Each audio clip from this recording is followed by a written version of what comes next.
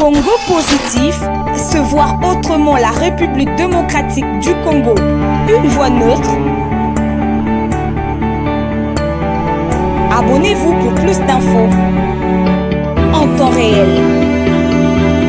Gloire Bossobé au service de la nation.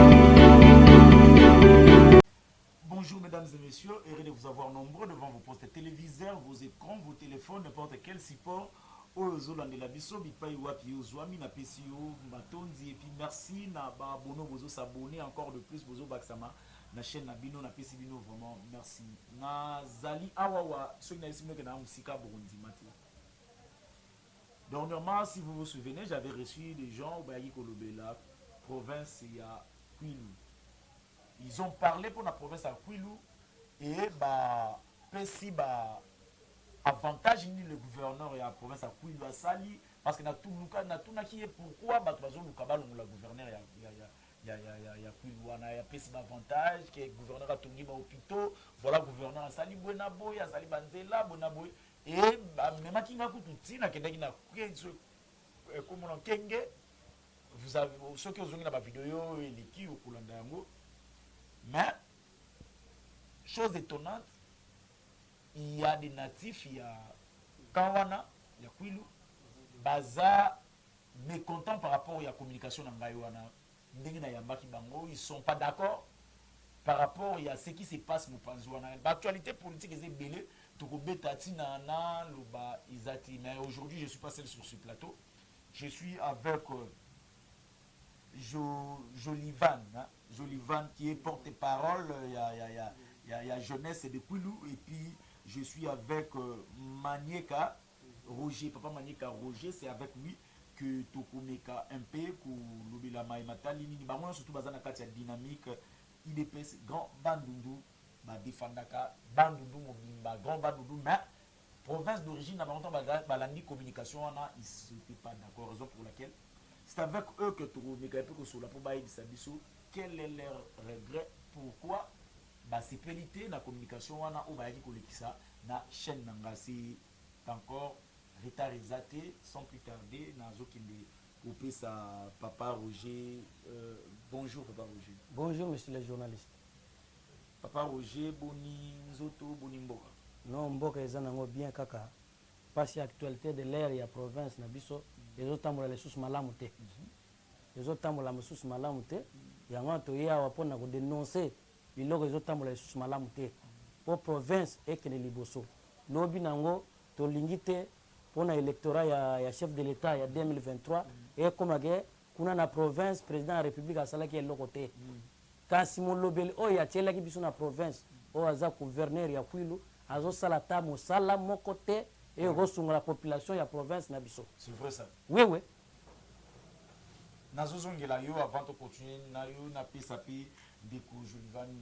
Bote Deko Jolivan. Bote Deko journaliste gloire. En tout cas, qu'est-ce qui a fait que non, bon, si que la communication, bah, les qui n'a chaîne et puis bon, ben, on a l'ombam. Bon, le coup, ça a été tout ce qui est en communication, au bandi, qui est pas na yoté. Il faudra-t-il un micro? Parce que moni et ça li passi vraiment nazali d'origine Kwilu 100%. Donc pas ça li nga passi makasi province de temps malamuté. En tant que tous les jeunesse et à l'objet espoir de la province. Donc, au bah, on va combien au Kende, bah, tu veux sur province. Donc, province, tu as problème aussi dans la province. Tu veux autant malamuté. Donc, tu es awa, tu démentir, maloba, au bande de quoi, bah, il y a un micro na yo awana, na l'état de l'inayo. Bah, bah, qui mingi, aux actions de ma province. Donc, au moins, tu es awa, bah, kosaki. Bah, kosaki makasi. Bah, kosaki vraiment, tu kosa, bah, kosi makasi. Donc, tu veux démentir, mais tu veux n'ingapé, au bien, là, bon, bah, à la plateau, na salle émission face à face na bango. En tout cas, je crois que s'abonner pour rater l'autre côté, non, c'est un grand bandoudou surtout. Bon, s'abonner parce qu'il y aura des actions qui vont se passer, il y aura des macabre que vous amenez. Awa, pour vous attaquer l'autre côté. Awa, je suis avec papa Roger, je suis avec Jolivan, c'est avec Bango de toujours continuer pour continuer à mon avis de papa Roger. Est-ce qu'ils ont une manière pour Nabino? Il y a quoi annoncer déjà échec en avance pour Bino Bozabato à IDPS. Tommy le Belarango déjà bon. Bozo annoncer déjà échec en avance pour Bino Longolango, tu as un gouverneur. eza bongo to monsieur les journalistes échec tomi pesa vendre ngeni biso tozana kondima ke chef de l'état baction azo mener azo kundula biloko oyo batu mingi bandimaki te même bandeko na biso mosusu bayene même na union sacrée bandimaki te mais ba air ba koti kuna ba monike ezali susu bango ba bano kanisa te oh na koyebi so papa journaliste eza ebele na kobimisa ebele awa pe kutu kuna esika bazali yoka bango moko bambonge ndenge bano kobeta kuna nazoloba boye biso na province ya Kwilu toza na difficulté ya makasi pona ba dirigeant mingi oyo basadere mingi na union sacrée bango bazomona ke comme si basadere na union sacrée po baya ko mibomba nzoka nde biso pe tozolanda na lisu likolo alisu ezana ba misusu bazana union sacrée bazo protéger gouverneur wana kuna keno il faut zonga kuna parce que ayebi ke kuna ndeko nanga pakala na sima na ye aza kuna tika gouverneur rétrocession ya kate ba mikolo bele ba mo ebele mbongo gouvernement ya kate soit osani unani akosi bongo wazo mbongo na yemo ya posha bando sali la province nani akosi monsieur les journalistes province ya Kwilu ezana ba recette ebele ba péage wana mbongo ezofuta ezokende wapi ba péage au côté nini wana mais na masamuna gouverneur qui peut quitter na kati ya Gaza Kinshasa azo ya chaque week-end ko retirer bambongo ya péage pour ça la ba faire privé abi ya vanda kuna vanda na Kinshasa mais où to zala Kinshasa azalaki na Kinshasa peut-être ya mission de service wapi ba bengi na ba autorité pour ba yeba qu'est-ce qui se passe parce que des ordres comme mingi na kati institution ya provinciale ya Kwilu kuna koyoka les alités atie des ordres banda kuma na kati ya tête ya province ata projet moko ya malunga a initié ça te kende kuna banzela nyozo za kokufa eti ata na kati ya ville oyo azofana ya bandi ville est-ce que atena ata discours moko devant population bamona baction menée sur terrain exacté nga bongo kamusa ngai po yele ayebisaki nga ke non nani gouverneur atongi clinique pona ba étudiant ba neni pona ke non clinique yango eza na cité nini baya otokuta na plateau toloba na ba vérité face à face vérité population ba oyoka vérité ni face à face tolingi to mona ngo eza wapi CG na biso ya IDPS aleki na hôpital général même ya grand bandu wana na territoire ya Masimanimba hôpital général sans même matériel ba matériel eza ya kala ya antiquité eza te morgue eza la te nini te wana il faut une gouvernement central ezali te ndeko na ngai eza te bato kuna bazo souffrir ba matériel ya bien eza te eza eloko moko eza te eza wapi kene na territoire ya Masimanimba le CG na biso Augustin Kabuya leki wana amoni ba difficulté ezalaki wana ba malade kutu mbongo eza te ya kofuta mpona nini organisation eza te hôpital ya monene lokola wana soki batalisi yango na bote nango okondima teke morgue ekozanga bamateriele ekozanga eza biloko moko ya soni wana nyonso il faut mbongo euta na gouvernement central eza makambo ya soni tozala te lokola baninga oyo balekaki bandeko na biso ya FCC ya fois passé mbongo ezokende baposi ya bato au lieu de gérer province na recette au province azokotisa omeka osala baaction pour que province ekende liboso tolingi lisusu buzoba wana te tolendi cette fois-ci IDPS bandundu eza nango na richesse te bozani na diamant ni na eloko nini mbongo nini ekotela ye mbongo ngo azweli wapi monsieur les journalistes ba recette mbongo ekotela kote nini monsieur les journalistes toza kuna na ba DG to afuta ba impôt efutamaka na nini yo omona wapi ke lokola na province na biso na ville ya Bandundu un maire de la ville azo percevoir mbongo na kati ya ndako na ye non pas na bureau ya l'état ola kende kotala ta mairie yango kende na kati ya Bandundu ville otala mairie yango ndenge na état ezaleli mais sika bureau ya maire de la ville azo vanda na kati ya ville au gouverneur azali ba infrastructure salité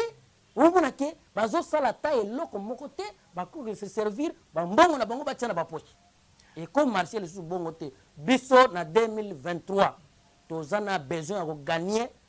baélection na niveau nyonso IDPS grand Bandundu na 2023 tokorenfle basiège nyonso toza na kondima yansko bozwa échec botela moto mosusu nazonga no ngambo ya ndeko na nga Jolivan ndeko Jolivan bino IDPS babi IDPS bozo la bozande na bozana makambo victimisation donc bino so bokoka makambo te ke bosali mabe ali bozu bolatisi mutu ya ce qu'on a bandu na loi momoni ke no ma obligé c'est baby pour perdre nyonso ali bolongola ngo bolatisa gouverneur aba bon ndeko joye c'est ça pour na bongo te bio tozana tate ke no IDPS tozani au moins bakso chez états unis biso to ba mingi te tozali tournoi oyo ya réunion à partir na kacha espace Gabandundu to koti kenge mai ndombe kwa kwenda kwenda kenge na kwilu CG Kabuya akomi atamboli amoni condition oyo atamboli na kati ya kwilu ko banda kikwiti bulungu asufri kikwiti idiofa asufri monga Abandundu vi asufri makasi ngapundi ya kolobate to nangote ibandu bazaki na biso bele na kati ya réunion à biso ba peut-être que j'ai mani banyoko menzela wana tubo to de matina ni to kosa ko zani bandu to no lelo auto kitbandu nayo nzela kana ko sa des états ngo 10 heures du temps bon ngaba menga na jeep na éviter ce qui jeep on a complété jeep OK jeep ndengeni pour le to ça ah bon so timi le 6 heures pour qu'on vende une ville plus de ko comme le beta 19h21 et ça route qui a 325 km beaucoup ça non gouvernement central qui n'a pas résolution ba recette à province qui n'a wapi recette ni province azana ngo ba tanga batu ba recette ekota ba richesse batanga ba province musuba non mais c'est le ba ntangela ngano quelques biloko oyo ekota mbongo na tozali na péage masamuna bega masamuna ekosa mbongo tozali na port adima tozali na nini ya port ya Lwange ba recette mbongo ekotaka eza manka volonté kaka ba barrière ndio zomona yango ndio ekota mbongo ke basala nzila papa ba barrière yo tomona ba barrière mais ce batio OK wa ke no mutasira akoti ya DJ bebesika wana o kama problème to na seconde et ça seul nazo marché moté to awate pour ngolo non to za contre mututé to de sini souffrir en niveau de souffrir bon on makasi to se plaquer province à tout près ya capitale nyoma le corps baza so ki wapi et ça ça nité et ça ils ont fait ça so une mission mutus oyo et c'est j'ai makaki to kena ba camarade ba kenaki et génération appartient niveau province ba komi ko seka biso bo bisa to temi la province oh bo ça bo province niveau ils ont fait ça so to fini mututé on dit pas que nous mutali bon c'est ça que non tous un bon dirigeant pour que tu aider chef de l'état to boyi que non individu va pouvoir profiter na simaya union sacrée mais on va biso problème bien comme chef à président de la république na ça tu ba jeunesse ba lobby clair ba lobby biso oyo bozo sa oyo ezo ko futi bino 2023 desi bango biso pe to la té tozo aider chef de l'état azor bon Dieu to cha pour par-ci par-là to aider chef de l'état ngo to a to de c'est ma besoin na kata province ba ba leki n'était local awa baza partout balingi ko zambo mapesa mo alima mo na poche et on n'importe quoi comprendre ngana a to wole awa te zimo mutute ndati to fia mutute to de ma besoin na kata province yo ngana ndaku na mo ko ozali studio za yo e okufa ko sepele ko wana bozumo na pe ba province abaninga msunenge zo et c'est volé na ko imba ko parti ba province volé kitoko kaka ya biso zo akasima et on to lobi to boy ba mauvais dirigeant kata province to sengi na chef de l'état na VP Marcelo to lingi mtota makamwa sécurité à province aiba bien que to boy ba faux dirigeant kati bazo de chef d'état te on to lobi to lingi kwilu to na mois d'août puis il faut changer avant to comme 2022 to déjà malamu to moni chaime kota ki na c'est professeur la ske koti to pesa ngo chance na maître Donald Silani on le loisir président c'est professeur to pe no chance mais to mo donc il faut changer mais province na bino peto ke dépai to zonge pai papa Roger batu wa minene bimaka na mboko oyo bazalaka na ba gouvernement ba gérer basala ba nini qu'est-ce qui fait que province a ngoko continuer akaka kolela ezani mais chez les journalistes na ko personne réponse wana mukuse na kati ya province na biso to kotisi na ba infiltré belé oh na ndenge ni je vais filtrer na zo ba infiltré belé mususa ko yawa o ngai na zo représenter Grand Bandundu ils na kati ya Grand Bandundu wana zoka ke ngana zamu ya province ya Bandundu Grand Bandundu espace Grand Bandundu surtout na Kwilo no ngana zaki ngana soko ke kuna na kati ngana zo féliciter Louas Chani eko tati na province na ngai pourquoi wana mabeu kabula tribal na zo kabula te na zo lo bande vérité soke kiti na sebo ko mamba na zo mona penga eza réalité pourquoi parce que zana batu ba mipesa kuna ke ngana za autorité morale ya par exemple ya Kwilo na Idiofa asa d'origine d'Idiofa te soko ke kuna na kati yo mona kuna tata mwasi ne nani noko na ye nani banité ça congolais ça ne dérange pas oza congolais ça congolais azana kwa ya botama identité na ye bani non toza biso nyonso bacongolais mais chaque moto aza na espace na ye oyo yabotamelaki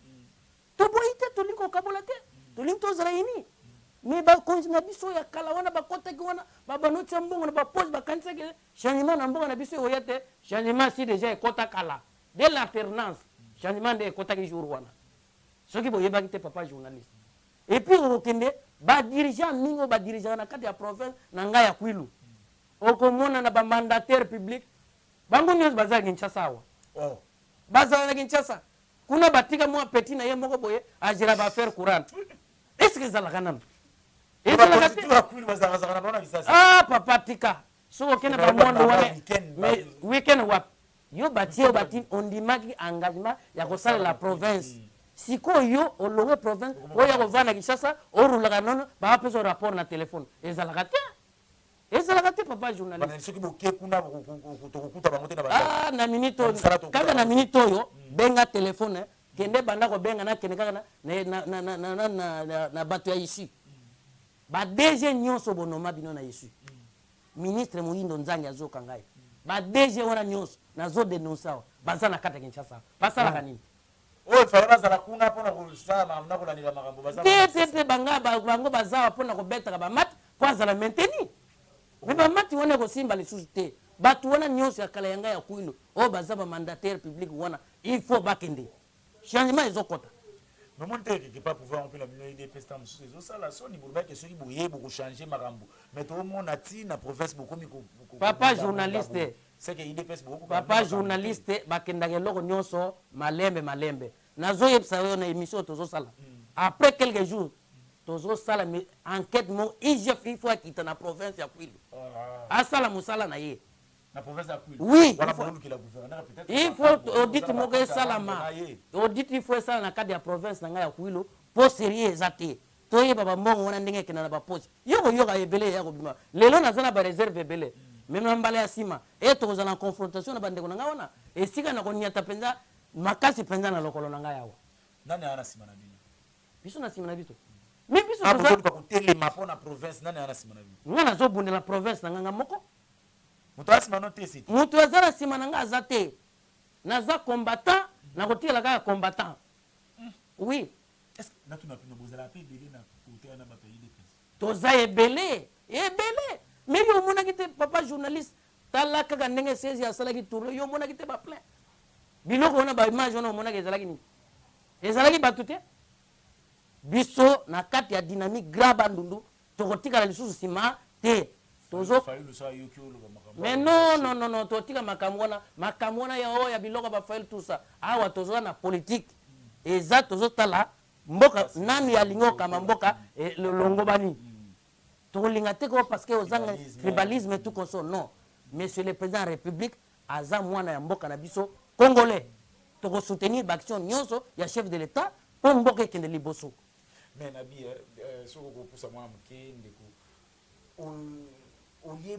bango balikaki na télévision parce que bayebaki no gouvernement osala makambo malamu mais bino oleta mosusu boleka na télévision est ce que pourquoi pas akamaki démarche okutana na bango mpe boyebisa bango ke no likambo osala biso tosepela nango te olie bolekaka na télévision bon bango balekaki na tv omoni façon koleka na tv eza façon moko bayaki neti balingi jusqu'o acquise pouvoir na biso oyo eza ya pouvoir ya idps kolobaka eno projet malamu te bazosouffrir po amettre échec na biso ya idps na kwilu yango tozwi nde déjà président kodémentir bango ilo balobi ekamisi biso kolobaka eno kwilu eza kitoko mais en personne mais je ya solo vraiment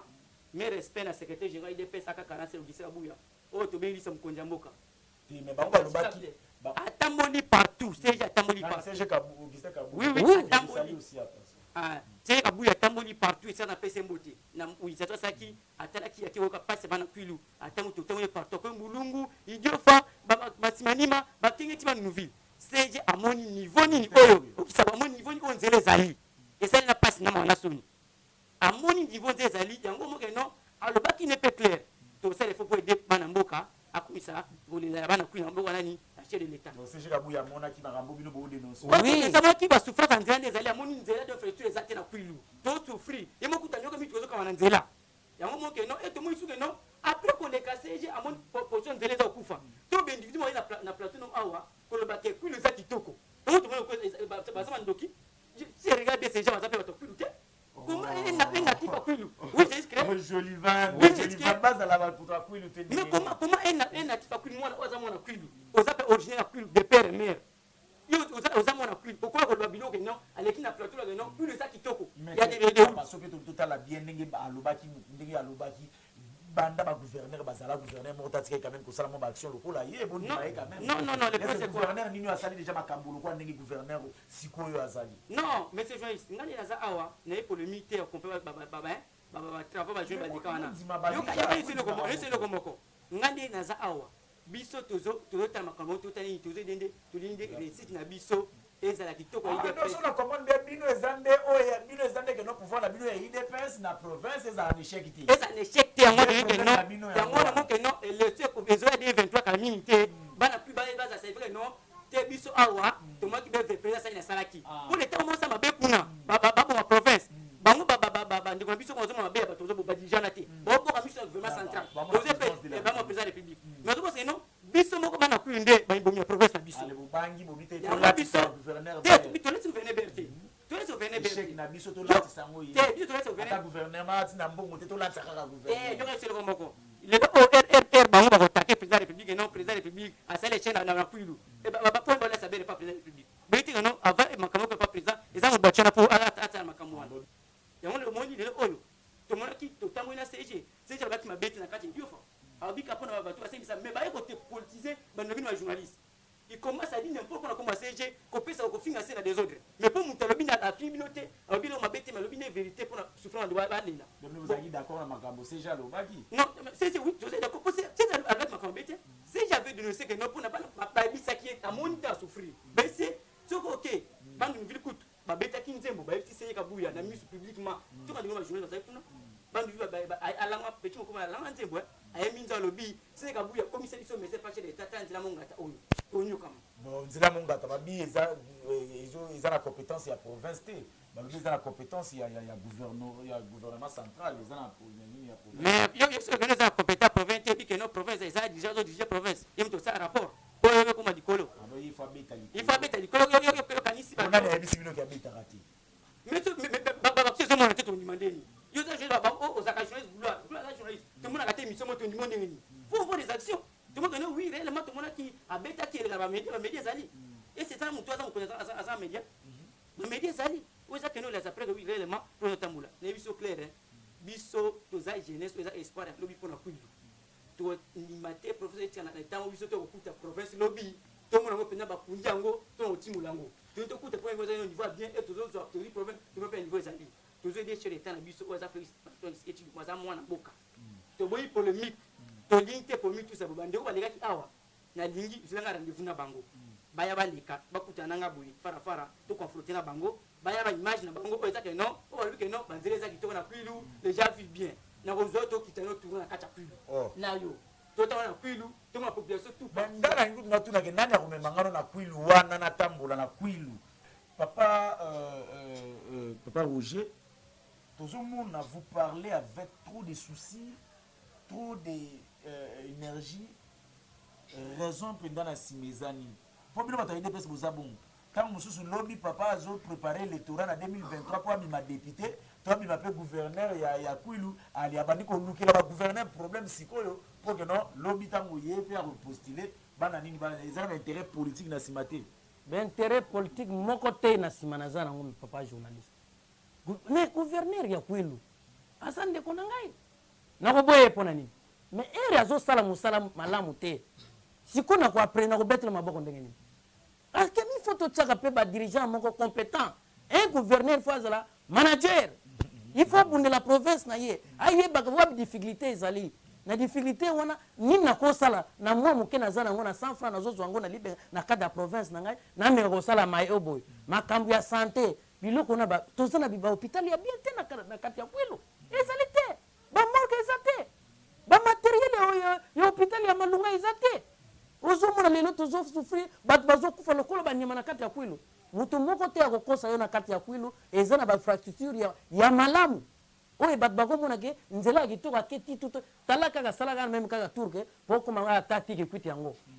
okoma na ville ya Kikwiti omona ke tuba mabulu banzela tandis ke okeba ndeko na biso ya ba Kongo kuna omona nzela donc donc ata difficulté ezalaka te liboso toza na besoin ya bato wana lisusu te toza na besoin ya moto aza na vision ya province oyo aza na souci ya province. En tout cas, Mambo, vraiment, et je crois que non, il est comme sérieux. Ils ont comme vraiment sérieux, je crois que non. Ngai, soki bobengi ngati, bana batakwili, bandu, soki bino bobengi ngati, soki je viens à la memingate, soki na la memingate, je viendrai ngamo na ba propre frère na ngai. Na ya pour na palper parce que na komi peut troubler. Na mona ba obaye, itundala, so itundala so sala, tala musala, tala batali singa makambo bapeska na ba image batambu singa na nini. Koto yo papa na ba yo te buena parce que na komi troubler na zo e baté. Qu'est-ce que na sala? Sikoyo yo, qu'est-ce que vous demandez? Bozo senga na président de la République, bozo senga na ba député provinciaux, bozo senga na population, to bino bozo senga nini? Souci na mes amis. Si na biso eza awa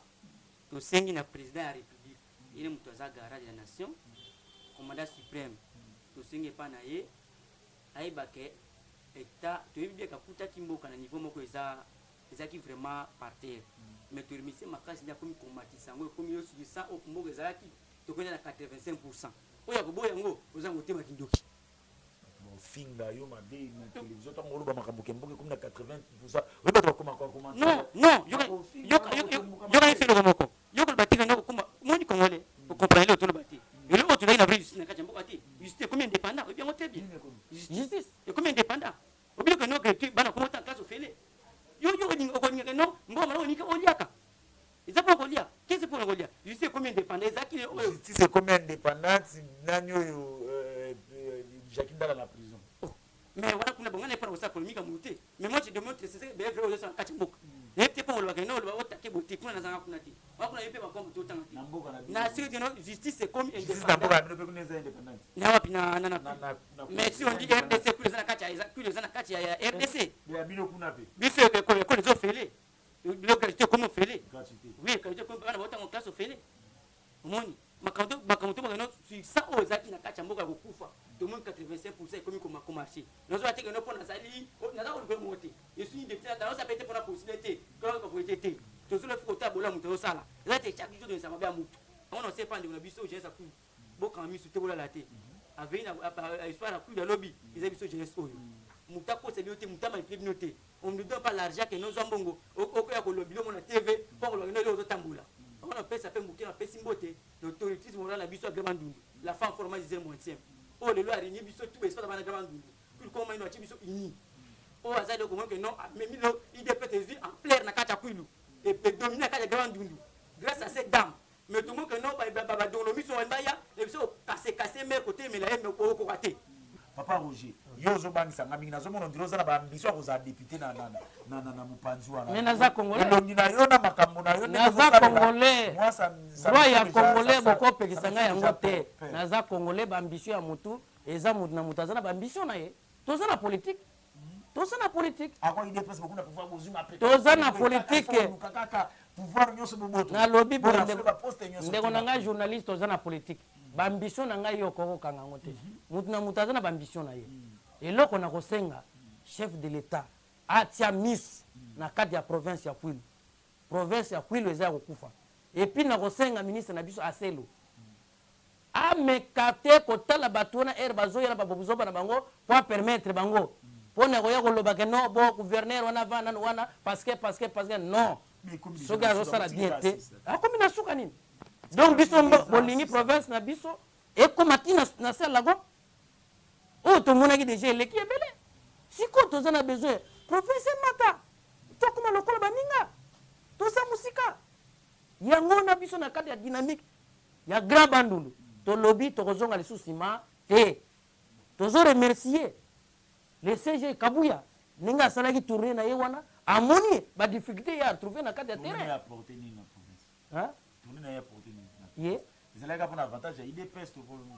mais ya population ya grand bandu ne sepeli na passage ya CG bamoni ke oui CG azala bolingo ya kati ya province pe ya Kwilu yango na tambola na kati ya grand Kwilu amoni ne grand bandu espace wana nyonso atamboli amoni badifficulté nyonso et puis akomisi pe maloba bandeko pe baleli balobi CG ndenge okomi tala biso ndenge tozo vivre omoi biloko wana eza bien te RCG akomi na kati ya territoire ya Masimanimba difficulté ezalaki wana nakoloba yango na presse te awa mais aresolvaki yango. Mais oui, c'est déjà résolvable, mais bâtir le belango tebo. Non, c'est pas là qui va le belate. non, tout ça n'a pas akenda gosa la campagne te. Akenda gosa la campagne te. Akenda ki po parti vana na kati ya graban baloba ke parti kuna na graban ndezate. Tandis que zalaki lukuta. To komi na terrain, omoni bino mo na bilili.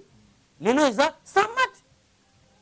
To komi na suka ya émission papa Roger. Nini okolobela population ya Kwilu au selon yo ozomona ke bazo kompi na misère bazo souffrir nini ko sa population wana soki ba ola ndona minute. OK, na pesi bandeko nanga ya province ya Kwilu bazala kimia mais toko continuer toujours ko dénoncer ma ben nyonso ko bana ko leka kat na province ya Kwilu ba vanda chef de l'état ayoki maloba na bango et kotier sikoyo tozo kende na action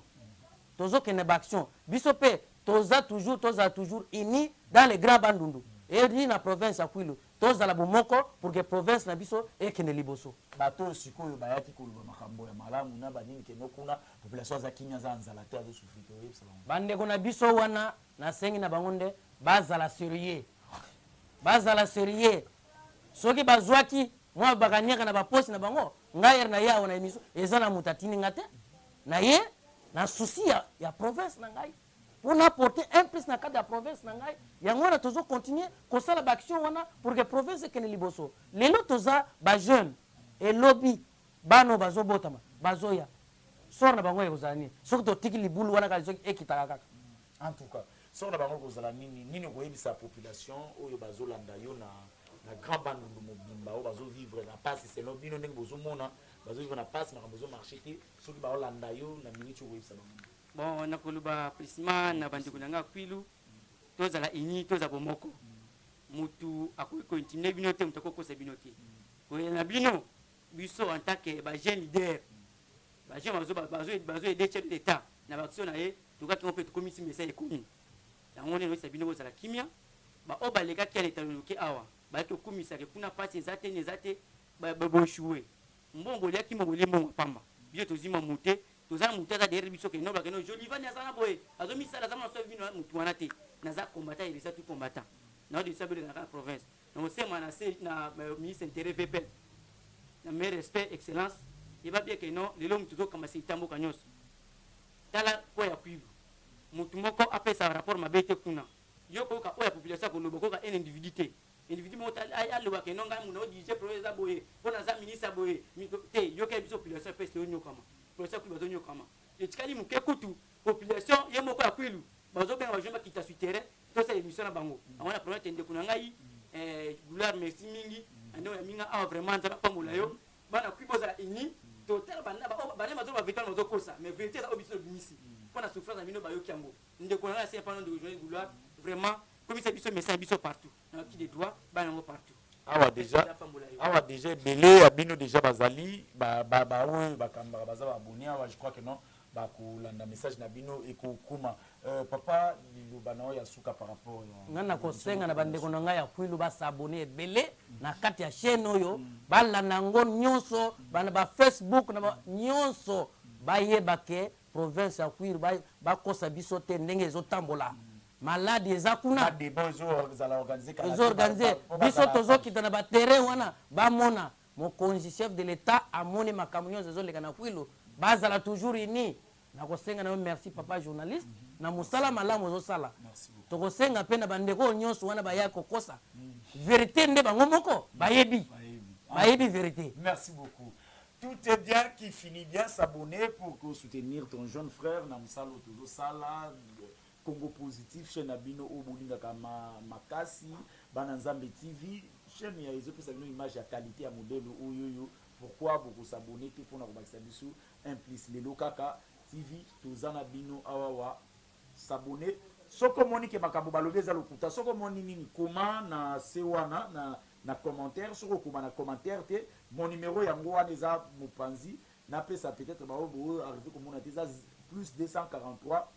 81 21 921 76 plus 243 81 bato mosusu batia plus 243 te badika 081